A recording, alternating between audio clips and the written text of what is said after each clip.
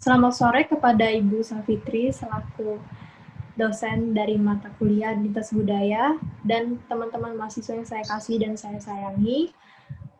Saya di sini bersama dengan Evani Justin Kurniawan akan mempresentasikan tentang karakteristik penduduk negara Singapura dan negara Taiwan.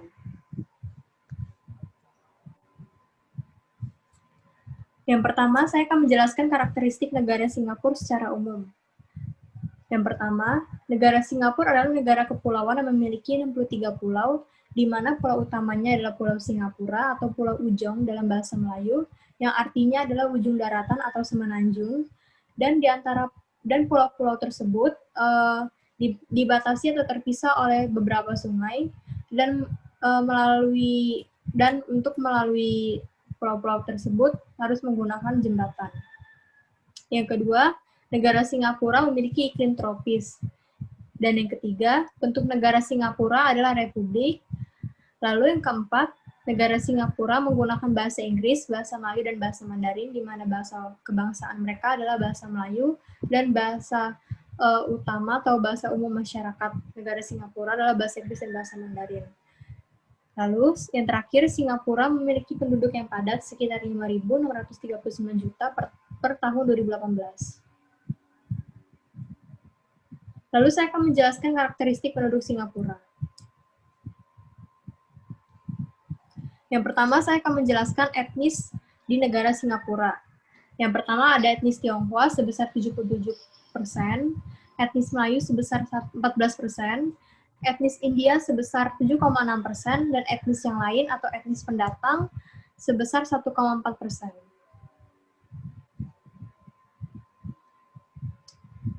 Selanjutnya saya akan menjelaskan kebiasaan penduduk di negara Singapura. Penduduk di negara Singapura berdiri di sisi sebelah kiri ketika menggunakan eskalator.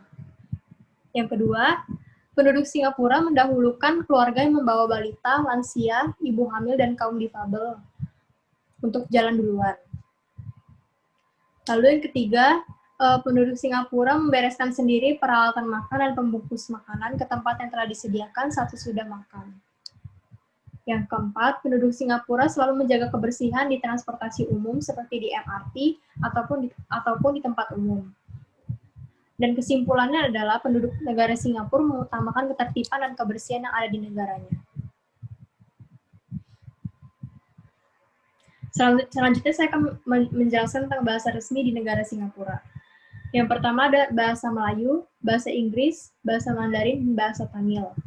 Bahasa Melayu sendiri adalah bahasa kebangsaan dari negara Singapura, dan bahasa Inggris adalah bahasa umum atau bahasa umum yang dipakai oleh masyarakat negara Singapura, dan bahasa Inggris juga merupakan bahasa perantara di antara suku-suku di Singapura, dan juga bahasa Inggris merupakan bahasa yang sering digunakan dalam sistem pendidikan dan dalam administrasi pemerintahan.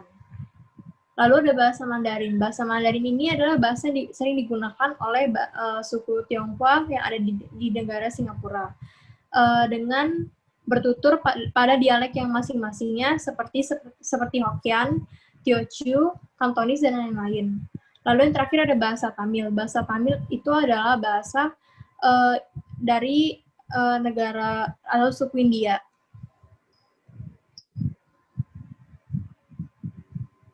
Lalu saya akan menjelaskan agama-agama yang ada di negara Singapura.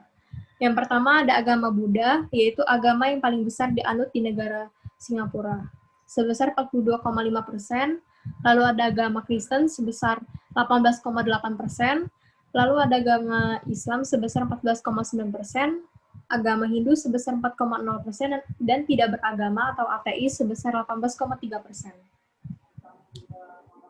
Selanjutnya, saya akan menjelaskan karakteristik penduduk Taiwan.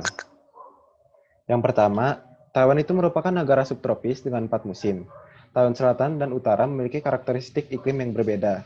Jadi di Taiwan itu memiliki 4 musim. Jadi 4 musim itu yang pertama ada musim panas, yang kedua ada musim gugur, yang ketiga ada musim dingin, dan yang terakhir itu adalah musim semi. Setelah saya mencari tahu di Google bahwa jika kalian ingin berpariwisata ke negara Taiwan, kalian lebih baik datang di musim gugur dan juga di musim semi. Mengapa? Karena saat di musim gugur, bunga-bunga yang berada di Taiwan tersebut pada berguguran, sehingga sangat bagus sekali untuk berfoto di sana. Sedangkan saat musim semi, itu adalah waktunya di mana saat bunga-bunga yang sedang ada di Taiwan itu, bunga sakura, itu bermekaran. Sehingga sangat bagus juga untuk foto dan berpariwisata di negara Taiwan tersebut. Yang kedua, Taiwan itu memiliki 23.816.775 penduduk per 2020. Jadi negara Taiwan ini penduduknya lebih sangat banyak dibandingkan dengan Singapura. Dan Taiwan ini walaupun negaranya banyak penduduknya, tetapi Taiwan ini adalah negara yang termasuk negara maju. Mengapa? Karena negara Taiwan tersebut ini adalah 4 macan Asia. 4 macan Asia itu ada 4. Apa aja sih? Yang pertama itu ada Korea Selatan. Yang kedua itu ada Taiwan. Yang ketiga itu ada Singapura. Yang keempat itu ada Hong Kong. Dan mengapa sih? Kenapa disebut macan Asia? Karena mereka itu mengalami industrialisasi yang pesat dan mempertahankan tingkat pertumbuhannya yang sangat tinggi. Dan mereka itu tuh biasanya lebih dari 7% per tahun kenaikannya. Dan walaupun sedang seperti sekarang nih pandemi, Taiwan tuh termasuk memiliki industrialisasi yang masih pesat juga, walaupun masih sedang ada corona. Dan bentuk negara Taiwan tuh adalah republik semi presidensial. Jadi apa sih republik semi presidensial ini? Jadi republik sistem pemerintahan yang menggabungkan 2 sistem pemerintahan.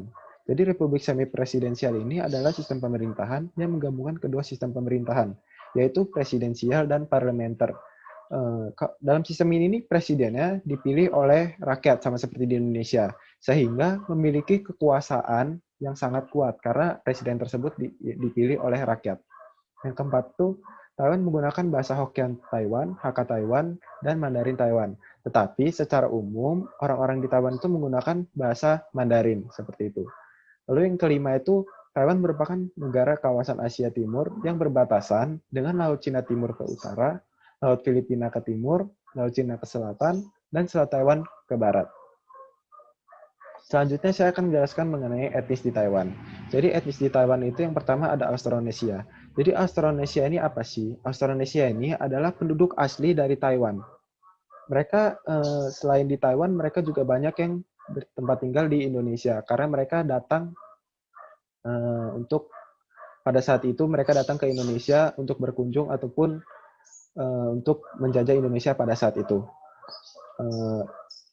Terus penduduk asli Taiwan ini, Austronesia ini biasanya kulitnya seperti kita, muda sampai coklat. Dan mereka tuh memiliki rambut yang lurus, keriting, dan juga bergelombang. Lalu ada pendatang-pendatang lain seperti Filipina, Malaysia, dan pendatang-pendatang lainnya yang datang ke negara Taiwan tersebut. Selanjutnya itu ada kebiasaan penduduk Taiwan. Yang pertama itu boleh dikatakan pemikiran masyarakat Taiwan itu maju ya, seperti Barat. Tetapi walaupun pemikiran mereka maju seperti Barat, tetapi mereka tuh tidak mengikuti gaya berpakaian seperti Barat. Mereka tuh sangat mencintai produk dalam negeri sendiri. Nah, ini yang harus dikembangkan di bangsa kita juga ini. Yang kedua itu ada masyarakat sangat tertib dan disiplin terhadap peraturan dan rambu lalu lintas. Jadi, pengendara motor yang ada di Indonesia itu sama banyaknya seperti di Taiwan. Namun di Taiwan itu jauh lebih tertib terhadap peraturan. Sedangkan di Indonesia itu tuh masih kurang tertib. Karena belum ada peraturan juga yang dapat membuat mereka jera atau sehingga mereka menjadi lebih tertib. Yang ketiga itu para pejalan kaki di Taiwan tidak akan menyeberang selain tempat penyeberangan jalan, yakni zebra cross dan menunggu saat lampu hijau menyala. Sangat bagus ini untuk dilakukan karena mereka sangat disiplin terhadap peraturan yang ada di Taiwan tersebut. Sehingga mereka tuh menyeberang tuh hanya di jalan zebra cross aja. Karena ada jalannya dan tidak saat lampu hijau mereka baru boleh jalan seperti itu. Yang keempat nih, para pengendara motor begitu tertib dan menaati peraturan lalu lintas tanpa berusaha menyerobot pengendara lain. Nah, penduduk Taiwan ini sangat disiplin ya. Mereka walaupun macet, mereka tuh tidak saling klakson mengelakson sehingga menimbulkan keributan. Sangat berbeda sekali dari Indonesia. Walaupun sama-sama banyak yang menaiki motor, tetapi mereka tuh di sana disiplin. Dan mereka itu, yang setelah saya baca, mereka itu tuh memarkir parkiran tempat memarkir kendaraannya itu tuh tertib, sehingga tidak ada kemacetan yang terjadi seperti itu. Kesimpulannya, masyarakat Taiwan itu boleh dikatakan sangat tertib dan disiplin dalam kehidupannya sehari-hari. Agama. Jadi agama di Taiwan itu ada 4. Yang pertama itu ada agama Buddha Mahayana, yang kedua agama Konghucu, ketiga tradisi Taoisme, keempat praktik-praktik lokal, dan yang terakhir itu tidak beragama. Jadi kalau di Taiwan ini agama Buddha Mahayana ini sama tradisi Taoisme-nya ini dibedain ya. Kenapa? Karena mm, kalau ciri khas Buddhisme Taiwan di negara Taiwan, Buddha Mahayana itu mereka lebih penekanan pada praktik kayak seperti vegetarianisme, hanya boleh memakan sayur, pengaruh Buddhisme, humanistik, dan menonjolnya organisasi-organisasi Buddhis terpusat yang besar. Sedangkan kalau tradisi Taoisme ini menjalankan praktik-praktik yang lebih sinkretis yang terkait dengan agama tradisional Tionghoa yang berdasarkan Buddhisme, seperti itu. Namun setelah saya riset, saya baca, agama di Taiwan ini yang paling banyak agama Buddha Mahayana, yaitu 35%. Kalau praktik-praktik lokal ini mereka seperti memiliki kepercayaannya sendiri-sendiri, kepercayaannya masing-masing, dan tidak mengikuti agama yang ada, seperti itu. Sekian presentasi dari kelompok kami. Mohon maaf bila saya bersama rekan saya Olivia Wijaya ada salah-salah kata. Kami mengucapkan terima kasih. Terima kasih.